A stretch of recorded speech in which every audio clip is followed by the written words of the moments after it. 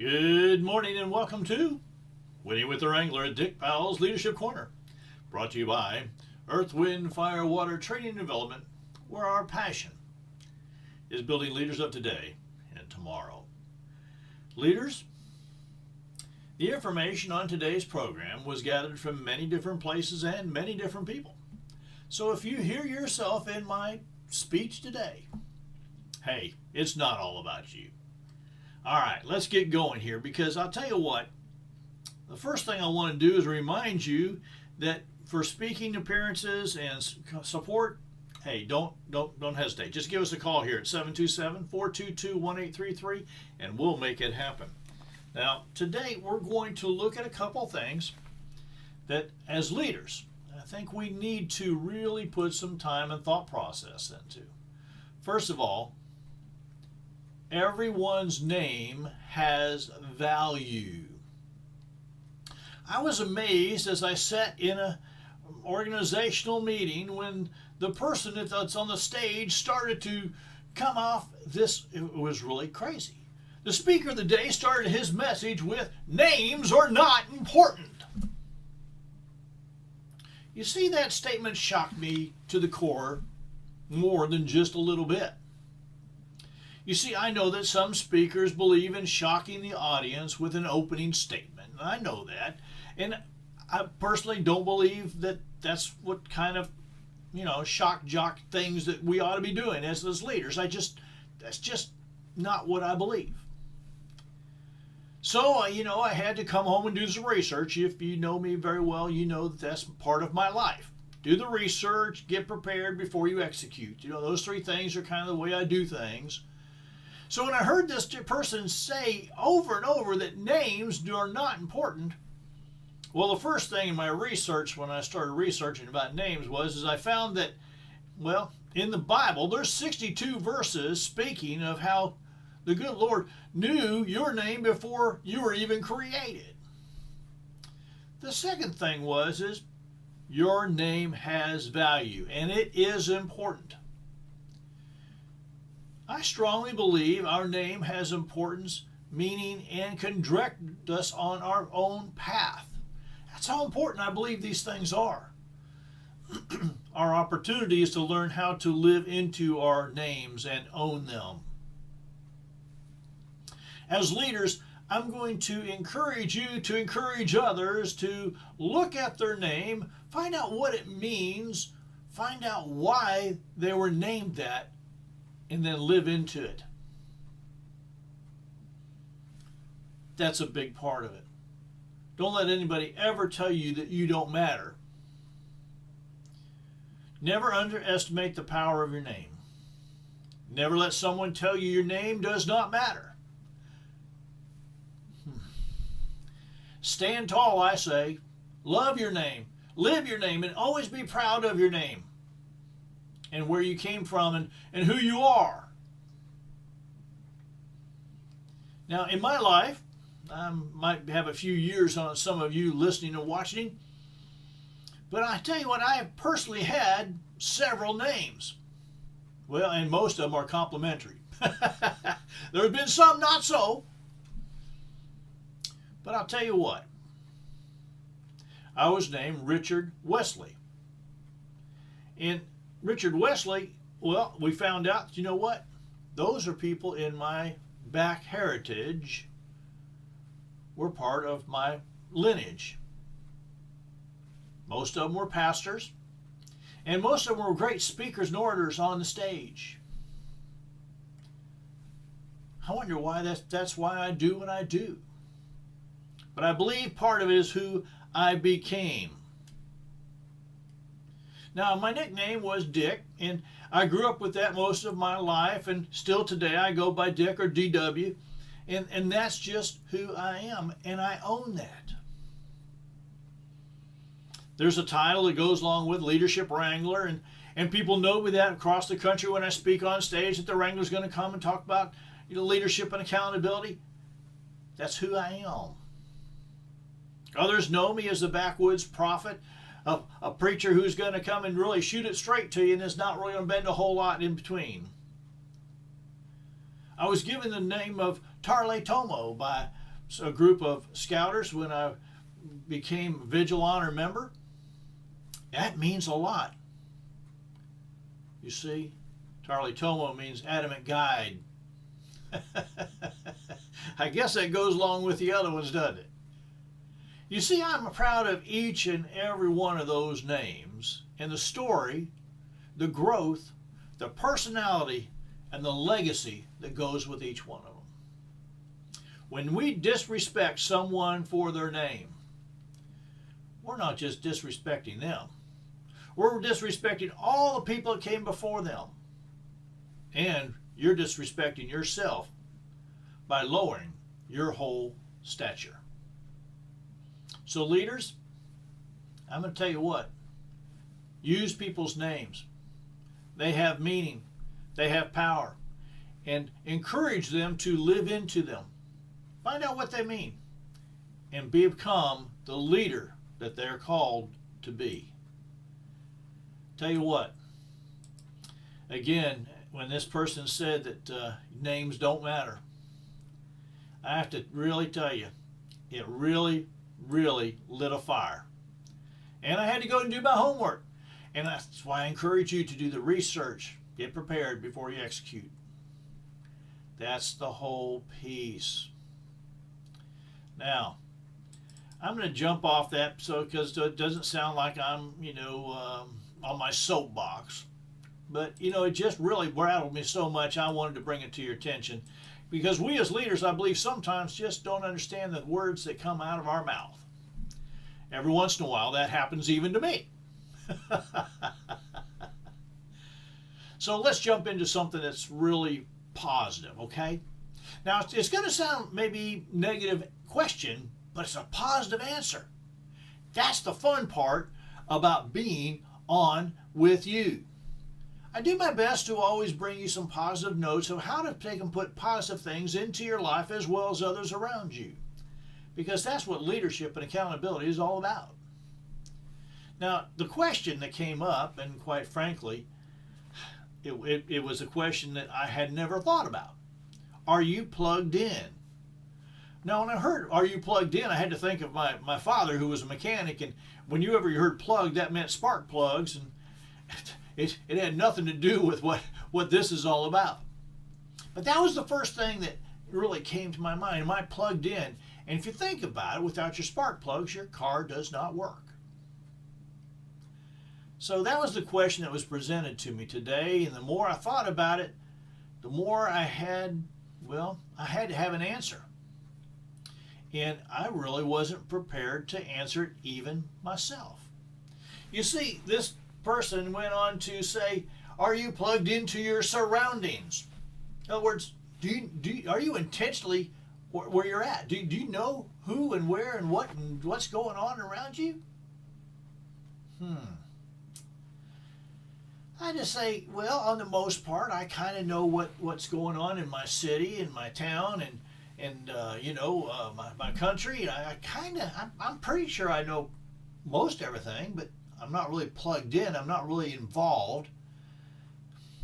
I was involved for well over 30 years with a large organization with youth, and since I've kind of stepped away from that, I don't know if I'm really involved anymore. So I'm going to have to answer that question. I'm going to ask it to you. As a leader, are you plugged in to your surroundings? Yeah. You see, it's not as easy to answer, is it? Now, the next question they laid on me is that, are you plugged into your life? And I'm going to tell you, yes, I believe I am. Because I've really started to look at ages and stages of not only my life, but those around me, and what can I do to help us all grow and go and, kind of make it better and bring something of value to those around us. So I believe I'm plugged into my life. I'm this ongoing continuous learner. I've got more books than I can imagine. I've got 3 I'm reading right now, and 2 I'm studying, and 1 I'm teaching. So, yeah, I'm plugged into my life. Well, this next one got a little bit close to home. And it was asked with Miss Robin standing next to me. Are you plugged into your family, your spouse, your significant other. She looked at me and smiled. She says, boy, if he was any more plugged in, I'd have to take and remove him. That's a funny way to say it, but Miss Robin and I do a lot together. We have always worked as a team in our organizations. We've always worked as a team in our companies. We've always worked as a team raising our children. And now that they're off and on their own, we're a team back here running more companies, writing books together. Yeah, I think we're pretty much in tune. We see our young people as often as we can and their young people as often as we can and get involved in their world as much as we're allowed. Plugged in with your family? Yeah, I'm there. So that one was not too hard. I thought it was funny though when Miss Robin kind of smiled and answered it for me.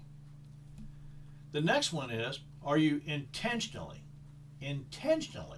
the word that this person used really rocked it. Are you intentionally plugged into your career, your job, your business, your dreams? I said, I'm going to answer that backwards. Is that okay? Because at my age and stage, it's different. Am I plugged into my dreams? You betcha. I have got, just finished one book. We're putting another one together. That's my dream, to be a well-known published author, speaker on stage, and yeah, I'm living my dream, so I'm plugged in there. Am I plugged into my business? This one's a little harder. I find it sometimes hard to do the business side of what it takes to take and be a public speaker and an author. And sometimes that business side is not something I really enjoy. A job?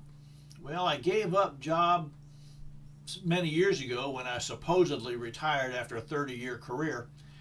And of course, I've worked every day since, but just at different things. It's just not the job. Now it's my passion. It's what drives me. It's what wakes me up and gets me in this office by 6 o'clock in the morning when I don't have to.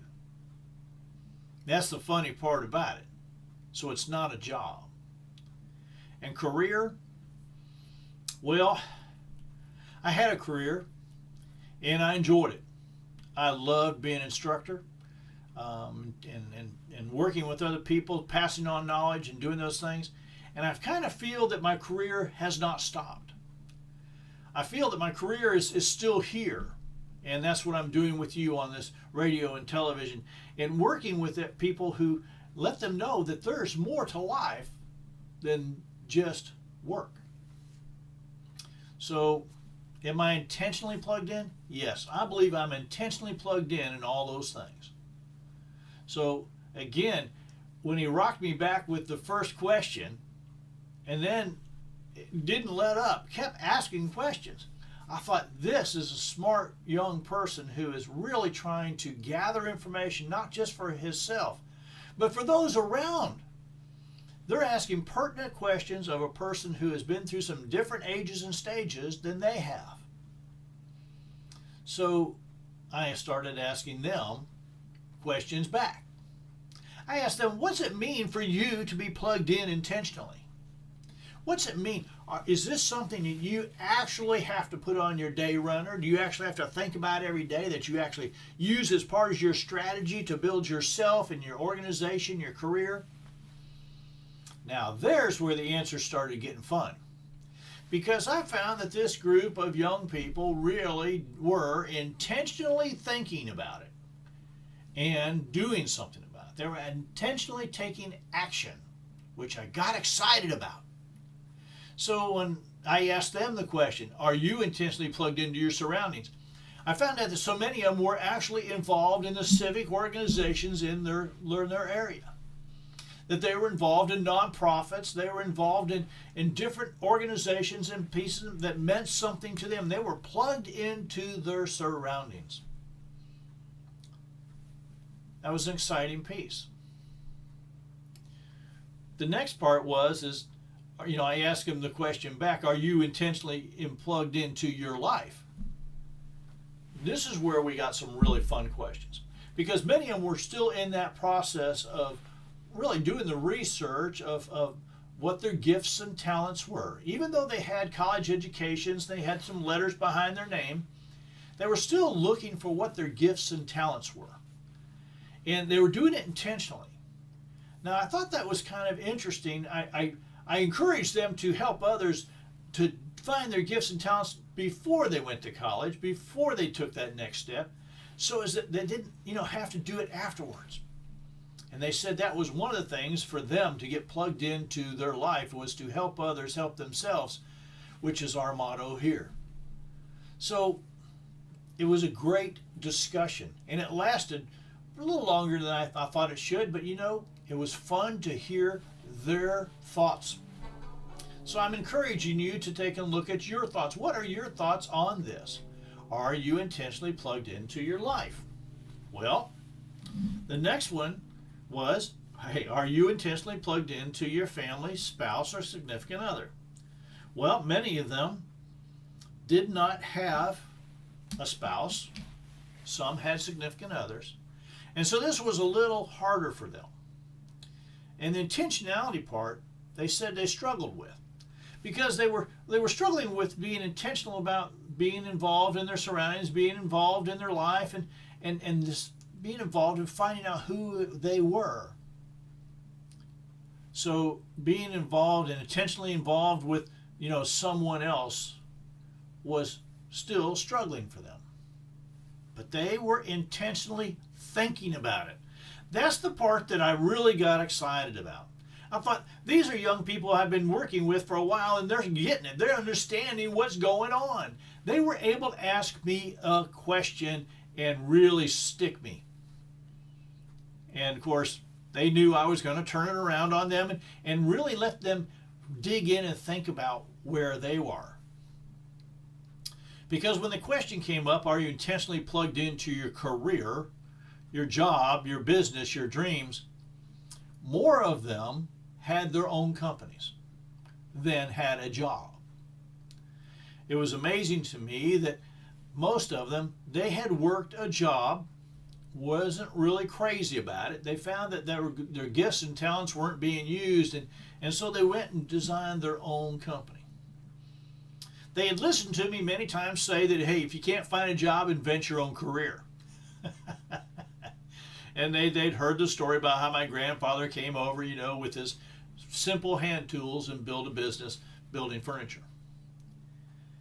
The difference is they were actually putting time and thought in it to balance time to be with their families, time to be with their significant others, time to take and do the things they love to do, balanced with what it meant to earn a living and still find joy in it.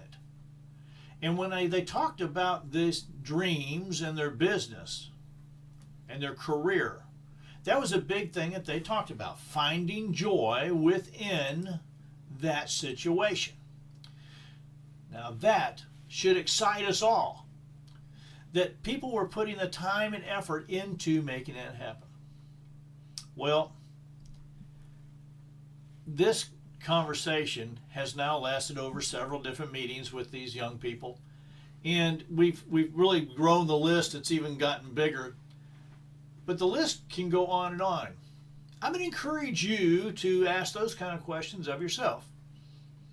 I believe that unless you live with intentionality, you're just going through the motions. These young people were like, they repeated back that living with intentionality means that you have an intention of what you're going to do every day and why you were doing it. They were just amazing to me, and I'm encouraging you as leaders to encourage others to take and ask these questions, to live with intentionality, to not just be willy-nilly and go through life, just like that cork on top of the water, just floating along, bobbing up and down. There is more to this whole piece. Now, this is what I'm going to lay with you. If you need help answering these questions, if you need some help, don't hesitate. Give us a call. Robin and I are here for you. This is what we do. This is who we are. So give us a call. 727-422-1833. Send me an email, dick@ewfw.org. Let us know how we can help you answer these questions. Now, if you didn't get those, I'm going to repeat them before I move on. All right. Are you intentionally plugged into your surroundings? Are you intentionally plugged into your life? Are you intentionally plugged into your family, spouse, significant other? Are you intentionally plugged into your career, job, business, dreams? Encourage yourself as well all those around you to live with intentionality.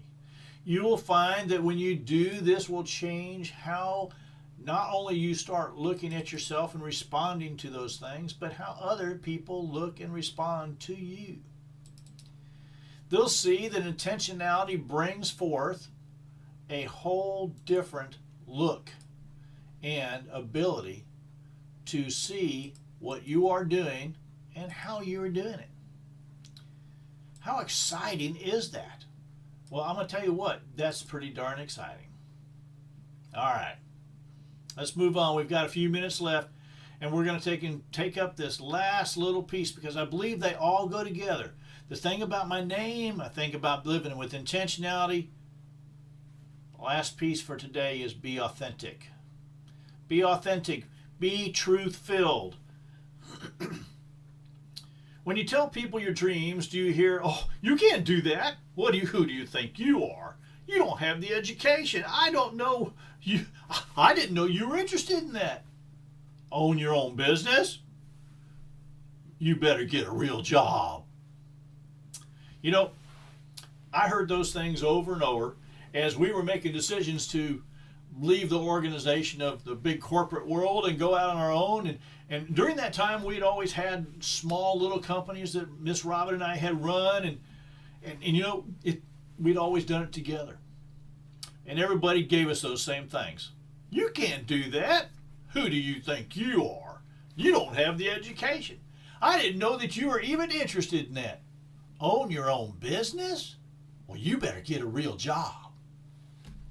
You know, I remember when I mentioned to my mother one day that I was going to become a professional speaker on stage like John Maxwell, and she said, "You better hold down your real job because, you know, that's not a real job. Speaking on stage, motivational speakers, that's really not a real job."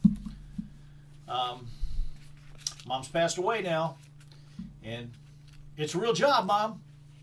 But anyhow, one day one day I woke and realized that, hey, I can do anything that I could make my body and mind do. You see, it was just simply that words "I can" that really started to get me to go. I remember when I listened to Zig Ziglar one time and he said, "If you can say these words, you can do them. I can and I will." You know, I'm going to tell you what, he was right. Now, "I am what I have been made" is a true and false statement. The falsity about it is, yes, you were raised in a certain situation by certain people and surrounded by certain folks, and so that did change in color how you thought and the lens you looked through. But the but here is this: you have a choice to change. And you see, with changes, there's always a consequences. There's always a thing that's going to happen. But you have to make that choice. I will find a way to get what is needed. Many times I've asked folks, what are you willing to do to get to where you want to go?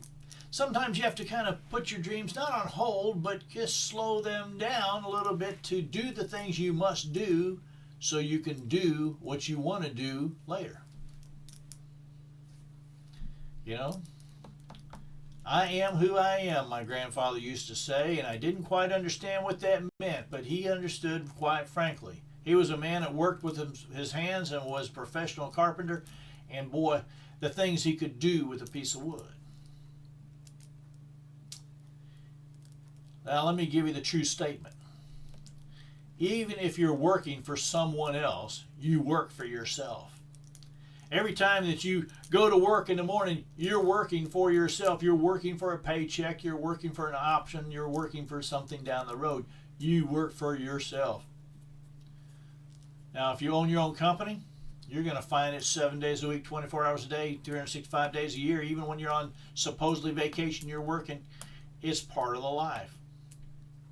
But the difference is, I love what I do, and it's just not a big deal. Okay? I will tell you that for years I was held back by my own negative thoughts. I had become what was expected in dress, word, and deed. Fortunately, I did have an awakening. I did not come from my circle. I had to leave the old circle behind and search for a new one, a positive one, a supportive one. And that was not easy. You need to be very careful of negative people who wish to hold you where you are. You see, they're very comfortable there, and they like to have you there with them. And they're so comfortable, they're going to struggle letting you out. But to break out will be uncomfortable and oftentimes will be painful. And the consequences that will follow you for a while. If your circle negative or positive, it's the questions to ask. Do they build you up and support you? Or are they always finding a way to tear you down and tell you you can't? You see, your circle of friends and family may be your biggest challenge. And moving on, leaving the negativity behind, it's not only the scary, but it can be the exciting part. We have a choice. Choosing a circle or family of positive people to surround yourself will help you fulfill your future you are dreaming of. We must choose to be with those that show us unconditional love, total support, and belonging. I truly believe people are placed in your path for the good. Sometimes it's hard to recognize, and sometimes it's hard to accept, but do it. And your job will be to really do this. Realize and accept the gift of those people who are coming around you. Today we've really looked at some interesting topics. And I know that you're saying to yourself, Dick, I'm not sure these all go together. Well, I'm telling you what they do. Because being authentic means you really need to know who you are and what your name means. Being authentic really does mean that know that you need to take everything that you've learned and put it to work. You need to ask the questions about, are you being plugged in? Are you plugged into your own life? And you see, that's why this really comes down to being authentic. You can't be plugged in, you can't be knowing about your own name and living into it unless you're authentic. And ladies and gentlemen, if you're not, people will find out very quickly that you're not authentic, that you're a phony, and trust goes away and leadership dies. Now, I see my time is short, and I would like to go with you on this. On behalf of myself, Dick Powell, and the whole Leadership Corner team, I want to say thank you for being a part of today's program. Our hope is that you've received a nugget of wisdom and guidance that will help you become a better leader. Now, if you have any questions or comments on today's program, hey, don't hesitate. Give me a call, 727-422-1833, 727-422-1833. Send me an email, dick@ewfw.org, dick@ewfw.org. Go to the website, take a look around. You know what? There's a place to send me a note there, www.ewfw.org. www.ewfw.org. Hey, when you know that you're ready for me to come and do a keynote speech or put on something about leadership and accountability at your location, don't hesitate. Send us an email, give us a phone call, get on our calendar as fast as you can, because we book up quite quickly over the year. Until next time, this is D.W. Wrangler. ride hard, ride fast.